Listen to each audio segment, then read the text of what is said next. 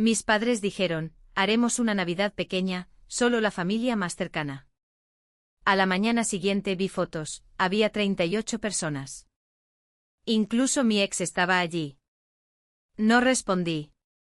Simplemente congelé los servicios públicos, bloqueé su acceso a la cuenta que estaban usando, y dejé que sus planes siguieran su curso. Por la mañana mi teléfono explotó con llamadas perdidas. Cuando mi mamá dijo que este año haríamos una Navidad pequeña, solo con la familia más cercana, supe de inmediato que algo andaba mal. Ese no es su estilo.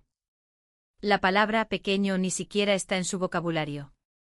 Esta es una mujer que una vez contrató a un camarero para un desayuno del 4 de julio, pero después de todo lo que pasó el año pasado, pensé que tal vez, solo tal vez, se había moderado un poco.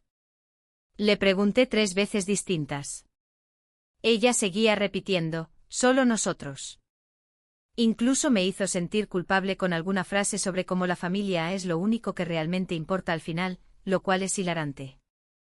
Considerando lo mucho que ha intentado empujarme de nuevo a los brazos del hombre que una vez me encerró en su apartamento porque no quería usar un vestido que él había elegido. Y sí, ese ex era su favorito personal. Cada vez que menciono lo que él hizo, ella actúa como si yo estuviera siendo dramática. La gente discute, dice ella, pero él viene de una familia tan buena. Todavía no sé qué tipo de buena familia permite que su hijo arroje cristalería durante una discusión. De todos modos, acepté ir en contra de mi buen juicio, sobre todo porque la abuela iba a ir, y ella es la única razón por la que no prendo fuego a todo el chat familiar, y los bloqueo a todos. Me dijo que solo se quedaría una noche, que no valía la pena el drama, y yo decidí hacer lo mismo, entrar, sonreír, y marcharme. La Nochebuena fue tranquila, sospechosamente tranquila. Mi hermana, por supuesto, estaba allí. Madison, la pequeña, la niña de oro, la que una vez me envió por accidente una foto mía borracha de la universidad a mi jefe. Ella dijo que fue un error claro, justo como cuando accidentalmente salió con mi novio de la preparatoria 2 meses después de que nosotros rompiéramos. Pero me desvío. Mamá hizo un gran alboroto sobre cómo lo estaban manteniendo todo simple, solo cena, pijamas, sin presiones.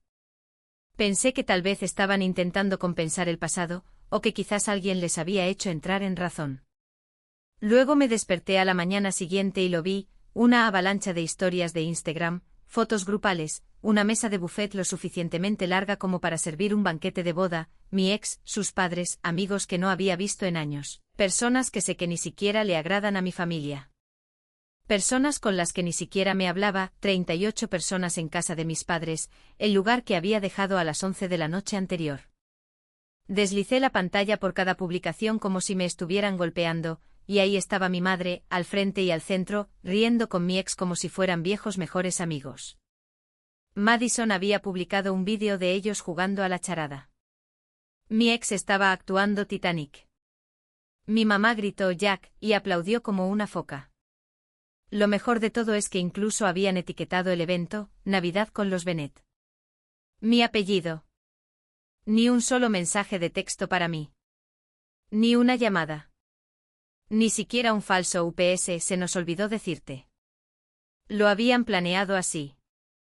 Me excluyeron de la fiesta de Navidad de mi propia familia, porque no querían arriesgarse a que yo causara una escena frente a él, ya que todavía intentaban emparejarme con alguien que una vez me había gritado tan fuerte que mi vecino llamó a la policía. No lloré. No llamé. Me quedé helada. Y entonces recordé algo. Los servicios públicos de su casa, agua, electricidad, calefacción, todavía estaban bajo la cuenta familiar conjunta que abrí hace años, cuando ellos estaban endeudados y yo tenía un buen trabajo. Seguían usando mi acceso, así que dejé que sus planes procedieran y congelé todo lo demás. En el momento en que vi la cara de mi ex en esa historia de Instagram, sonriendo junto a mi papá, con una bebida en la mano, como si nunca me hubiera agarrado la muñeca con la fuerza suficiente para dejarme un moretón, algo dentro de mí también se rompió por completo.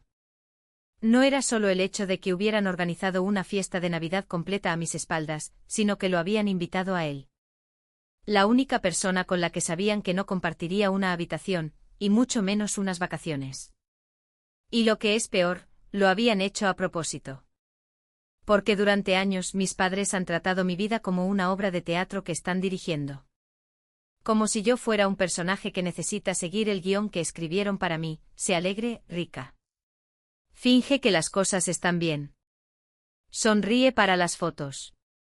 Nunca menciones lo feo. Especialmente no aquello. Pero esta vez cometieron un error. Uno de verdad.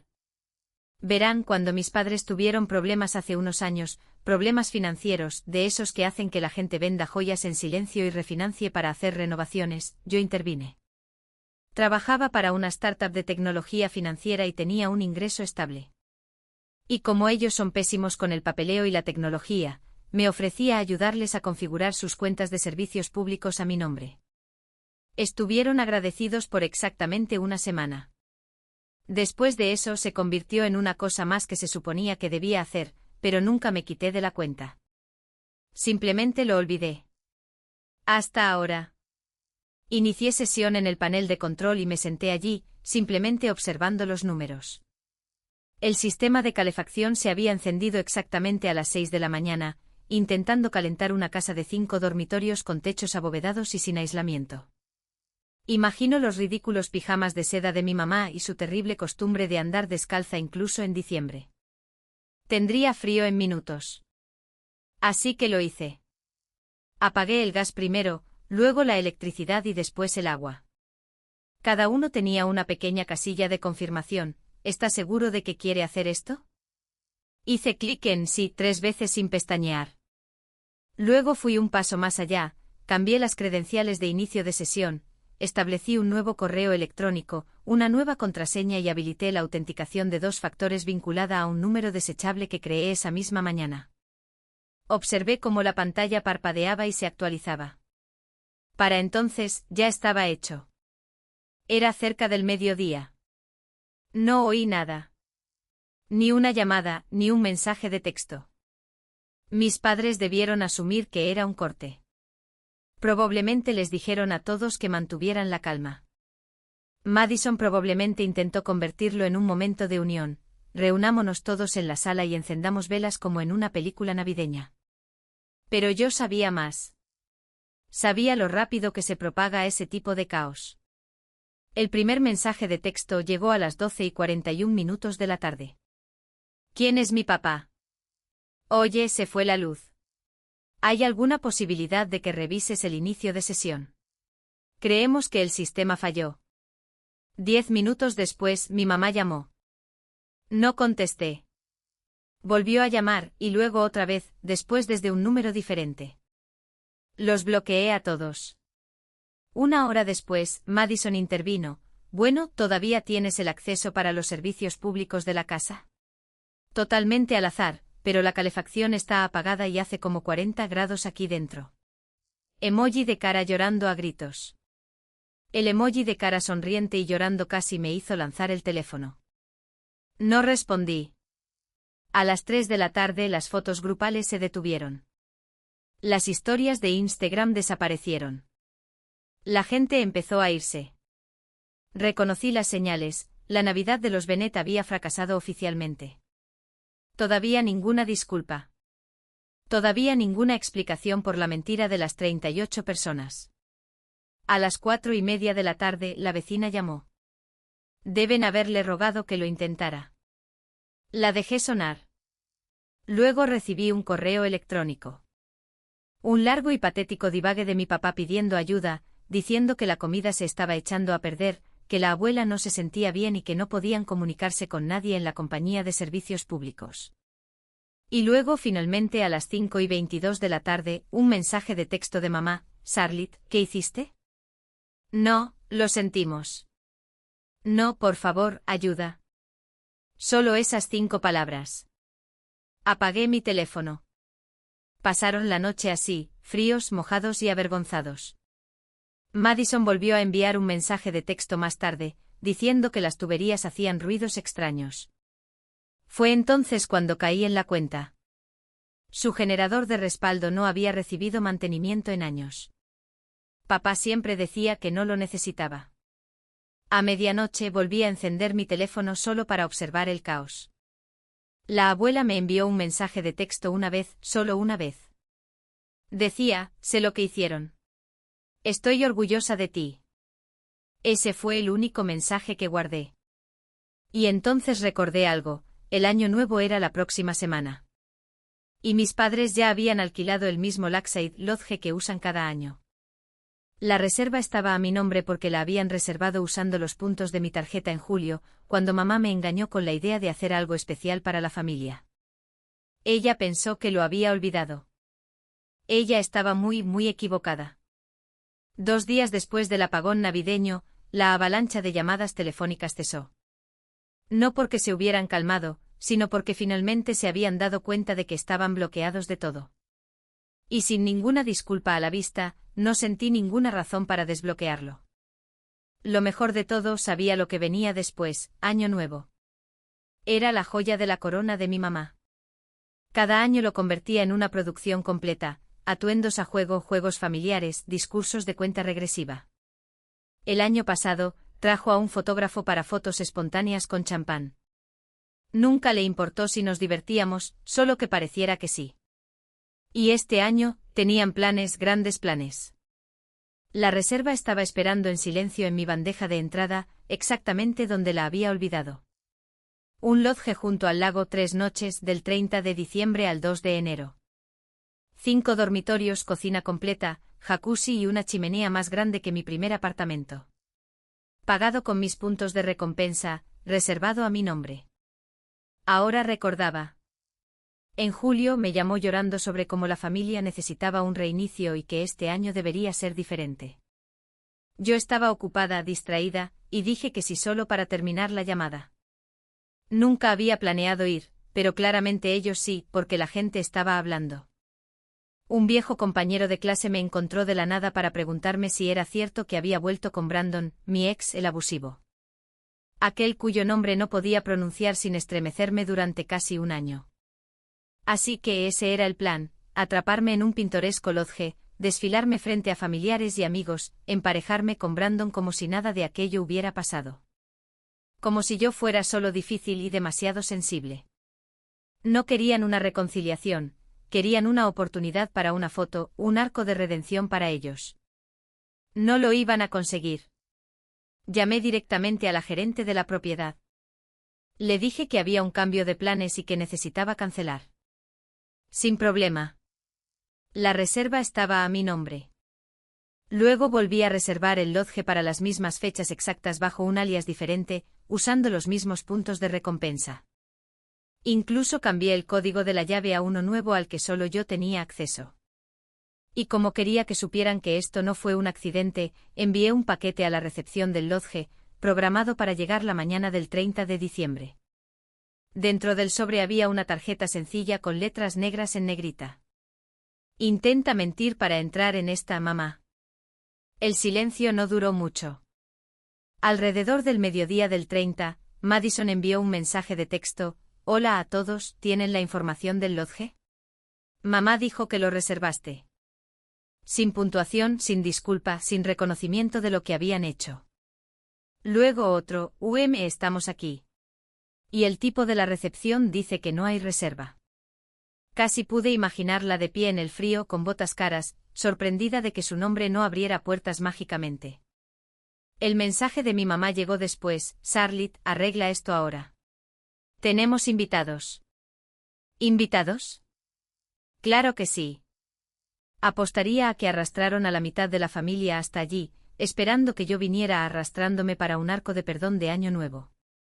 Esperé hasta la tarde antes de responder finalmente, lo cancelé. No están invitados. Fue satisfactorio, pero no fue suficiente porque 30 minutos después, mi ex llamó.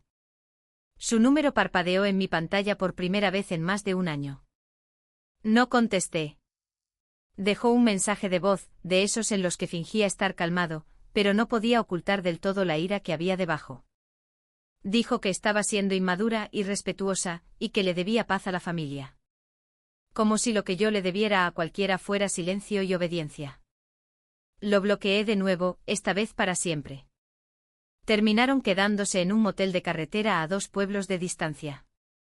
Madison publicó algunas fotos forzadas, copas de champán de plástico, una mini nevera rota al fondo, con un pie de foto fingiendo que todo era una gran risa.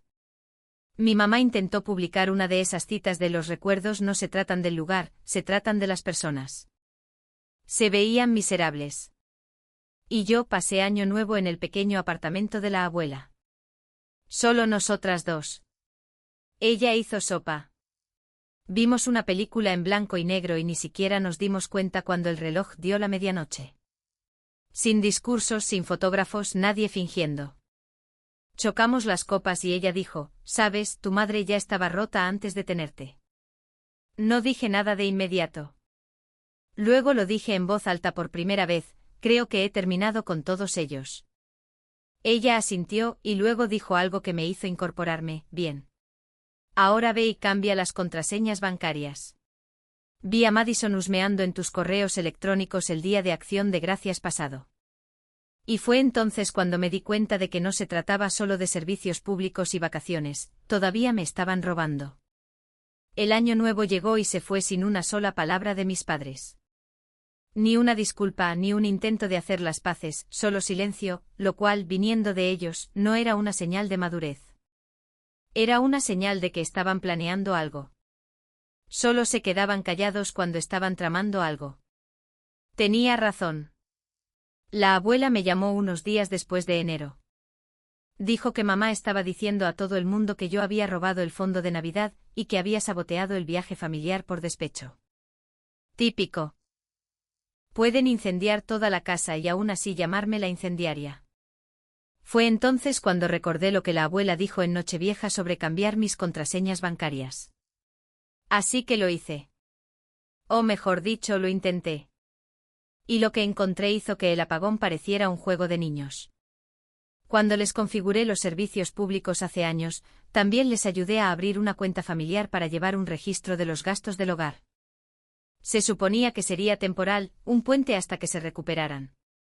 Pero de alguna manera, a lo largo de los años, se convirtió en su billetera personal.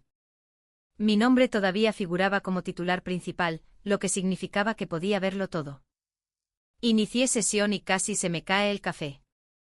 Había docenas de transacciones, viajes en Uber, compras en línea, transferencias aleatorias de Venmo a personas que no conocía. Pero la que más destacaba era de 4 días antes, un cargo de $3.200 a un resort de spa de lujo a 2 pueblos de distancia. Hice clic pensando que tal vez era algún pago antiguo. O estaba activo. Una entrada para un retiro de parejas ese fin de semana, a nombre de Madison, y el invitado que aparecía con ella era Brandon, mi ex. Me quedé sentada mirando la pantalla. Por un segundo, de hecho, pensé que era un error. Luego revisé el correo electrónico de confirmación, el que mi mamá se había reenviado a sí misma. Había una nota adjunta de ella para Madison: «Mealegra que ustedes dos finalmente estén pasando tiempo juntos. Hará que Scarlett se dé cuenta de lo que se está perdiendo». Habían perdido la cabeza. No solo estaban usando mi dinero para reservar un fin de semana romántico para mi ex abusivo y mi hermana, sino que estaban intentando castigarme con ello. Ese fue el momento en que decidí que no solo estaba cortando lazos, sino que los estaba eliminando por completo. Vacié la cuenta hasta el último dólar, lo redirigí a mi cuenta personal y cerré la cuenta familiar por completo. Luego revisé sus suscripciones conectadas, servicios públicos e inicios de sesión de seguros, todas las cosas que me habían rogado que ayudara a configurar hace años, y cambié cada contraseña. Se despertarían a la mañana siguiente bloqueados de todo. Pero luego recordé algo peor. En la universidad había creado una LLC para trabajar como freelance, un pequeño negocio de diseño que operaba bajo mi nombre. Después de graduarme, dejé de usarla. Apenas recordaba que existía hasta que noté algo extraño al revisar archivos antiguos. Había transacciones recientes bajo la misma cuenta comercial. Indagué más a fondo. Todavía la estaban usando. Mis padres habían reabierto la LLC bajo mi identidad y estaban reclamando deducciones fiscales. Miles de dólares en gastos falsos, vacaciones, ropa, eventos de marketing, todo presentado a mi nombre. No solo estaban robando, estaban cometiendo fraude. Al principio ni siquiera sentí enojo, solo estaba aturdida, como si hubiera estado viviendo en alguna comedia de situación retorcida donde cada episodio se volvía más oscuro que el anterior. Me senté allí por un largo tiempo, desplazándome por los extractos, dándome cuenta de lo profunda que era su estupidez. Así que lo hice oficial. Contacté a una abogada fiscal con la que había trabajado hace años y le envié todo, los extractos bancarios, las declaraciones falsas, los recibos. Presenté un informe formal en silencio. Sin confrontación, sin advertencia, solo un desprendimiento legal limpio. Pronto recibirán una carta, de esas de las que no se puede salir con encantos. Esa noche recibí un mensaje de texto de un número que no reconocía, fuiste demasiado lejos. Esto es familia. Sin nombre, sin puntuación, pero supe exactamente quién era, Brandon. Lo bloqueé. 10 minutos después, Madison, ¿qué diablos hiciste? Mamá está enloqueciendo.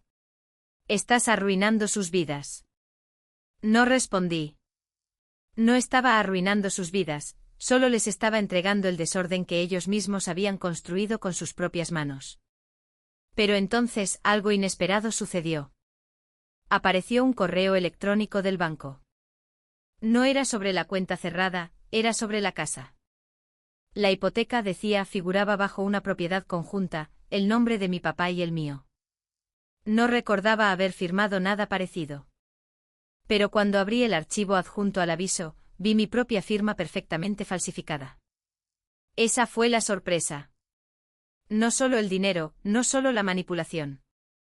Habían usado mi nombre de nuevo para asegurar su casa. La casa en la que todavía vivían. Y legalmente, según los papeles que sostenía, me pertenecía más a mí que a ellos. Me quedé mirando la firma falsificada durante un largo tiempo. No solo era similar, era exacta. Parecía haber sido copiada de un contrato de arrendamiento escaneado que había firmado hace años, en aquella época en que todavía confiaba en que mis padres no usarían mi información personal como una tarjeta de acceso. Revisé los metadatos. El documento había sido presentado durante una refinanciación hace 3 años. Aproximadamente al mismo tiempo, papá de repente había empezado a presumir de reconstruir el patrimonio de la casa. Lo recordé ahora, como celebraron ese año como si hubieran ganado la lotería, compraron electrodomésticos nuevos, hicieron un crucero. Me usaron para financiarlo. No solo cometieron fraude, me ataron financieramente a su casa de una manera muy precaria. Así que llamé al banco y actué con cautela. Pedí un desglose de la estructura de propiedad actual. Dudaron al principio hasta que confirmaron mi identidad y que sí, figuraba como accionista mayoritaria de la propiedad, con un 73%. Poseía más de la casa que ellos. Estaba tan aturdida que no dije una palabra durante un minuto completo. Una vez que asimilé la información, colgué y volví a llamar a mi abogada. Ella me preguntó si quería presentar cargos penales por la firma falsificada. Le dije que aún no, que tenía algo mejor en mente. El papeleo de desalojo fue redactado al día siguiente, pero no lo presenté. No de inmediato. En cambio, escribí un solo correo electrónico a mis 2 padres. Asunto, aviso. La casa en la que viven es legalmente mía en un 73%. Los documentos que falsificaron están registrados. Tienen 30 días para irse o iniciaré un desalojo formal. No negociaré. No me contacten de nuevo. Luego bloqueé todos los números que aún no había bloqueado. Apagué las notificaciones de correo electrónico y esperé. Solo tardó 6 horas en comenzar el pánico. Madison llamó desde un número desconocido, luego envió un mensaje de texto, y después un correo electrónico. Esto es una locura. Literalmente estás echando a tus propios padres de su casa. Estás actuando como una psicópata. La abuela dijo que esto no es lo que ella quería. Necesitas ayuda. Tuvo el descaro de decir que la abuela no aprobaría, como si la mujer que me dijo que cambiara mis contraseñas fuera de repente su escudo. Ignoré todo porque mientras ellos se derrumbaban, algo más estaba sucediendo en segundo plano. Algo para lo que no estaban preparados. Recibí una solicitud de mensaje en Instagram. Una chica que no conocía, con un perfil privado y apenas contactos en común. Se llamaba Carara. El mensaje era corto. ¿Eres Scarlett? ¿Estuviste con Brandon hace unos años? Se me cayó el corazón. Respondí con cautela, solo preguntando por qué. Dijo que ahora estaba saliendo con él, o lo había estado, pero que algo no le cuadraba. Había revisado su teléfono y encontrado fotos mías, notas, un borrador de correo electrónico sin enviar titulado: «Ella volverá si nos ve juntos». Me quedé helada. Me preguntó si alguna vez me había hecho daño. Le dije la verdad.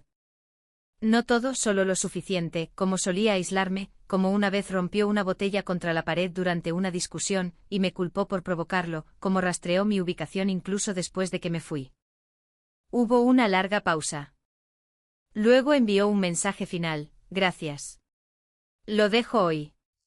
Sabía que algo andaba mal. Me senté allí releyéndolo una y otra vez, y por primera vez en todo este desorden que se desentrañaba, sentí algo cercano al alivio, porque no solo había quemado el puente, sino que estaba viendo el humo advertir a otra persona antes de que lo cruzara. Pero incluso eso no fue el final. Más tarde esa noche la abuela llamó.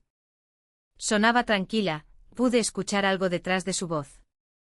Ese tono tenso y cortante que solo usaba cuando estaba realmente enojada. Dijo que había revisado algo. Algo que no había mirado en años, la cuenta fiduciaria que había creado para mí cuando yo tenía 15 años. Solía bromear al respecto, la llamaba el paracaídas de emergencia de Scarlett. Yo lo había olvidado por completo. Ella no, pero mi madre sí, que cuando la abuela fue a revisar el saldo, estaba casi vacío. Todo el dinero había desaparecido, drenado durante los últimos 2 años, transferido, gastado, movido a cuentas corrientes personales por mi madre. Pensó que la abuela no se daría cuenta. Estaba equivocada. La abuela no gritó, no lloró.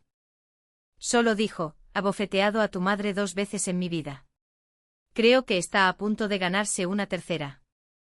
Y fue entonces cuando todo cobró sentido. No solo me habían traicionado. Me abandonaron, me mintieron, falsificaron mi nombre, usaron mi dinero, intentaron manipularme para que volviera con un hombre que podría haberme hecho mucho daño. Ahora estaban perdiendo la casa, y pronto perderían más. El desalojo se finalizó más rápido de lo que esperaba. Una vez que el tribunal vio los documentos, el desglose de la propiedad y la firma falsificada, no dudaron. Yo tenía cada recibo. Ni siquiera tuve que presentarme en persona. Se les dieron 30 días para irse. Ni uno más. Sin extensiones.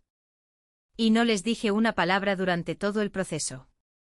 Ni una llamada, ni un mensaje de texto, ni siquiera una advertencia.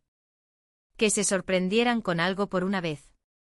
La abuela me mantuvo al tanto, pidiera yo información o no. Me dijo que cuando el aviso oficial apareció en su puerta, mi mamá se sentó en el suelo como si le hubieran disparado. Que mi papá intentó llamar al abogado para aclarar el papeleo y terminó gritando a un buzón de voz. Madison publicó algo críptico en su historia sobre traición familiar y cómo eliminar personas tóxicas, lo cual era irónico considerando que una vez publicó una selfie mientras yo lloraba en un baño cerrado durante una pelea con Brandon. Pero ninguno de ellos se fue. No al principio. Esperaron, como siempre. Presenté la orden de seguimiento el día 31. Esa misma semana, el departamento del sheriff programó un cambio de cerraduras. Mis padres se apresuraron a empacar. No me acerqué al lugar, pero pasé una vez en coche solo para ver bolsas de basura en el césped, una cómoda rota apoyada contra el garaje, Madison llorando mientras intentaba arrastrar una maleta a un sedán prestado. No se sintió como venganza. Se sintió como un cierre. A mediados de marzo, la casa era mía en todos los sentidos. Tenía las llaves, la escritura, el título. Cambié las cerraduras, repinté cada pared, doné los muebles que dejaron. Hice una limpieza profunda de las alfombras, quité las viejas fotos familiares y quemé las que me ponían la piel de gallina. No la puse a la venta. Todavía no. No quería obtener ganancias del lugar, no de inmediato. Tenía que asentarse como una cicatriz que aún no había terminado de cerrarse. En cambio, me concentré en cortar los últimos lazos. Los bloqueé, a mi mamá, a mi papá, a Madison, sus números, correos electrónicos, cuentas, todas las plataformas de redes sociales, incluso el calendario compartido que solía avisarme sobre cumpleaños y aniversarios. Eliminado. Sin explicaciones, sin advertencias, simplemente desaparecidos. El chat grupal que todavía usaban para hablar sobre mí finalmente me echó. Madison intentó añadirme de nuevo una vez, pero no pudo localizarme. Incluso la abuela dijo que estaban en shock. Como si genuinamente no creyeran que lo haría. Ese siempre ha sido su problema. Nunca pensaron que realmente me iría. Pero lo hice. Conseguí un número nuevo, un banco nuevo. Borré el rastro digital al que tenían acceso, incluso cerré el correo electrónico que había usado desde la escuela secundaria. No me encontrarían de nuevo. ¿Y la cuenta fiduciaria? La abuela se encargó de ello. Se reunió con su abogada, presentó un informe y comenzó los procedimientos legales contra mi madre. Me dijo que quería manejarlo personalmente. Debí haber hecho esto hace mucho tiempo, dijo. Dejarla acercarse a eso fue mi mayor error. Eso significaba más de lo que ella sabía, porque era la única que se mantuvo genuina, que no se inmutó cuando empecé a alejarme. No me rogó que hiciera las paces ni me dijo que algún día me arrepentiría. Simplemente me apoyó y se mantuvo en silencio cuando el mundo se volvió ruidoso. Nos reunimos para tomar café la mayoría de los domingos ahora. Ella nunca menciona a mis padres a menos que yo lo haga. A veces simplemente se sienta y habla de su jardín. Me gusta eso. La última vez que nos vimos, trajo una pequeña caja de cartón. Encontré esto en el ático, dijo. Dentro había dibujos que yo había hecho de niña, fotos antiguas de fiestas de cumpleaños, un medallón que le había dado cuando tenía 10 años. Lo guardaba todo. Después de que se fue, me senté en el coche con una caja en mi regazo. Y lloré. No por ellos. Por mí, por la chica que solía vivir en esa casa y pensar que el amor significaba lealtad sin importar qué. Ella se había ido. Y ya no la estaba llorando. Solo la estaba dejando ir.